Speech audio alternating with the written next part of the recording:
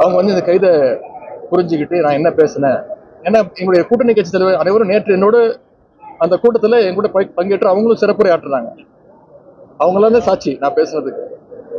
அவங்களும் இந்த கைது முயற்சியை வன்மையா கண்டிச்சிருக்கிறாங்க. எனக்கு இருக்கக்கூடிய ஒரே வருத்தம், சில தலைவர்கள்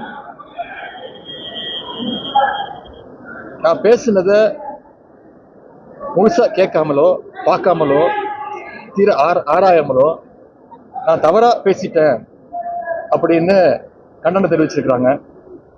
அது எனக்கு கொஞ்சம் வருத்தமா இருக்கு. நான் எந்த நேரத்தில் அந்த மாதிரி தவறான எண்ணத்துல நான் பேசவே இல்லை. விவசாயிகளுக்கு ஆதரவாக பேசினதுக்காக இந்த தரங்கட்ட அரசு கைது செஞ்சிருக்கிறாங்க. நான் மீண்டும் சொல்றேன், இந்த கைதுக்கு நான் பயப்பட மாட்டேன். இன்னும் 100 முறை பேசுவேன், மீண்டும் பேசுவேன். அதுல சில பேர் சொல்லியிருக்கிறாங்க, நான் இரட்டை அர்த்தத்துல பேசிட்டேன், டபுள் மீனிங்ல பேசிட்டேன் அப்படின்னு சொல்லியிருக்கிறாங்க. நான் நிச்சயமா டபுள் மீனிங்லாம் பேசவே இல்லை. நான் ஒரே மீனிங்ல தான் பேசினேன், சிங்கிள் மீனிங்ல பேசினேன், மீண்டும் பேசுவேன். கடந்த கால ஆட்சிகள்ல அரசு எடுத்த முயற்சினால, எங்களுடைய தலைவர் எடுத்த முயற்சினால காவிரியில தண்ணீர் திறந்து விடப்பட்டு விவசாயிகளுக்கு தண்ணீர் வந்திருக்கு.